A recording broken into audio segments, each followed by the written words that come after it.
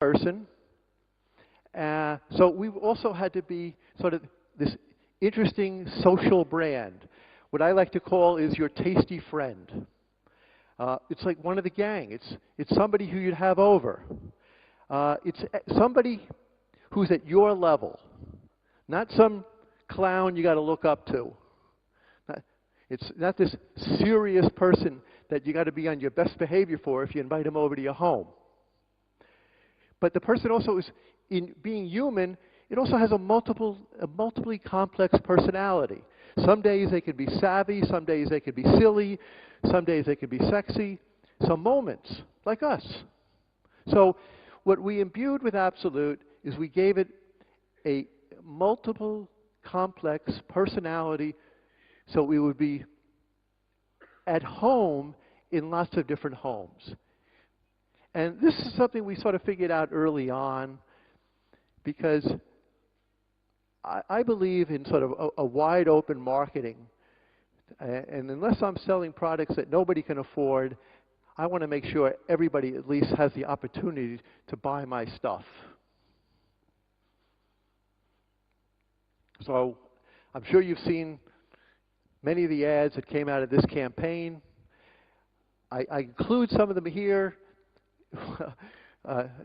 to not just remind you, but to give you an idea of the breadth of what we're talking about.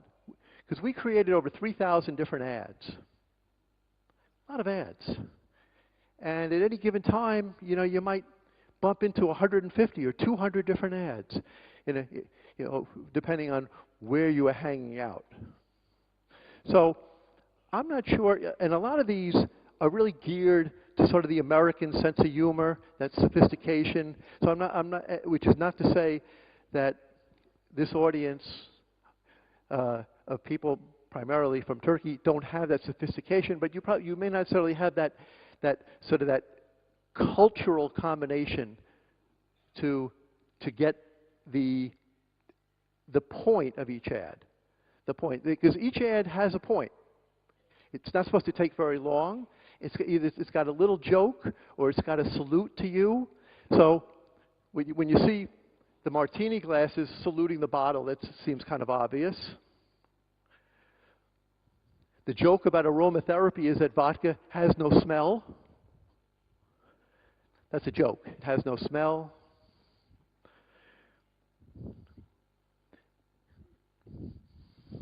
In America, every scandal is followed by the word gate. So when the bottle has all these leaks, we created Absolut Gate.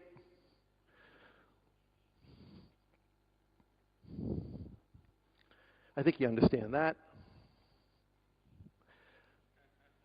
You know, what's amazing is I'm showing you just a small handful, but if you take, I mean, the bottle is just a bottle, but you see how versatile it is by providing a little prop or letting you see the bottle just slightly differently, and how it creates an entirely different meaning.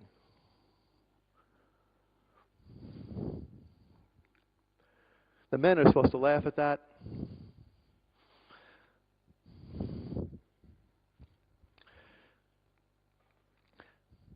I remember when I was presenting this ad to the president of the client company, and he said to me, "Richard, why are you throwing mud on my product? Why are you throwing mud on my product?" And I answered, "The bottle likes to play in mud." He goes, "Okay." The real answer was, in American politics, when you throw mud at somebody, you're criticizing them, you're blasting them.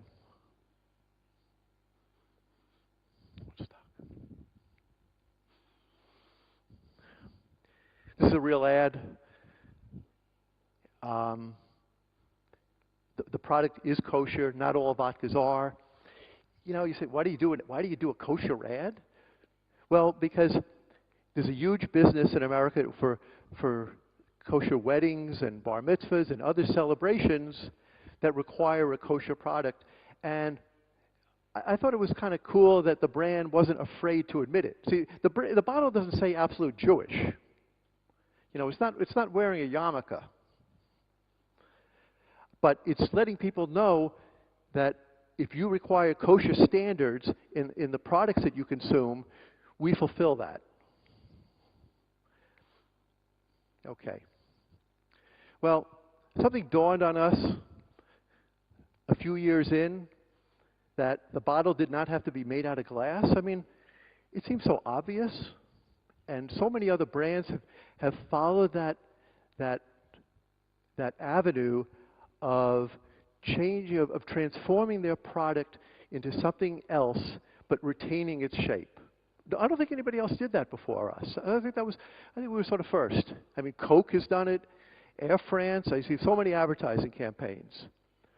So what that created was a look.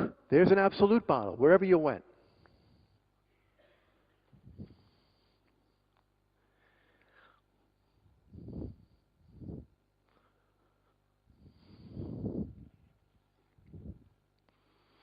And these were all real. You can't make this stuff up. Au Courant was and is one of the dog flavors in the Absolut family. So we were trying everything.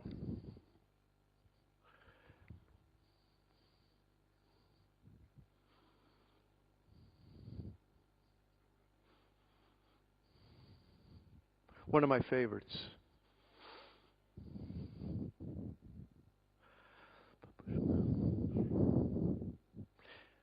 You know, it's funny because the shape isn't universal until you start looking at stuff. And then you can't get away from it. There's an expression that it's so hot it's like 110 degrees in the shade. So we fried an Absolut egg on the sidewalk to prove it.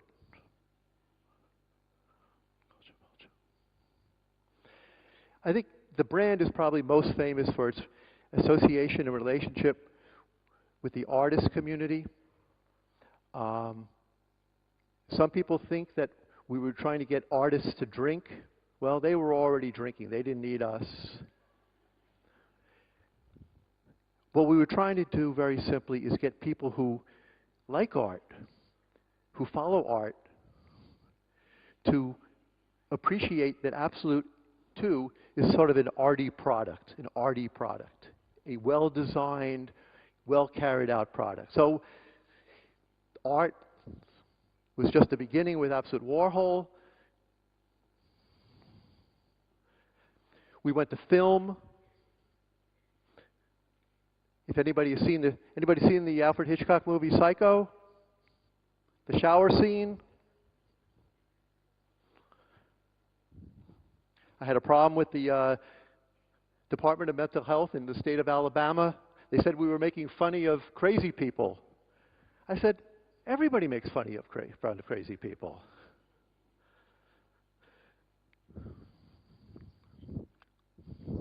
Famous Marilyn Monroe. Anybody know what this is from? What? A movie. Which one?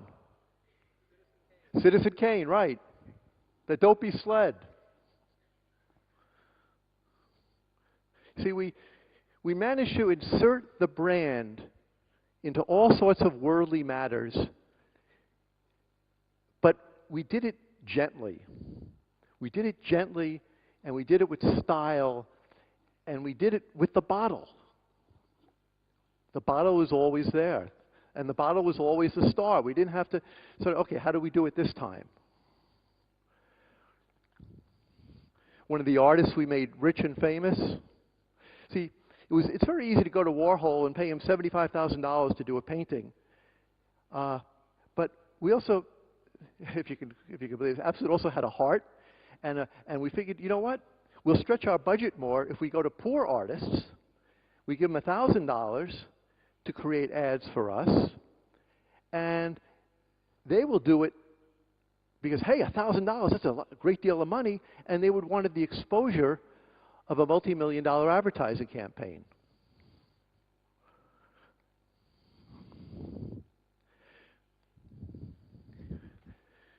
With a slight spit on the airbrush. We were able to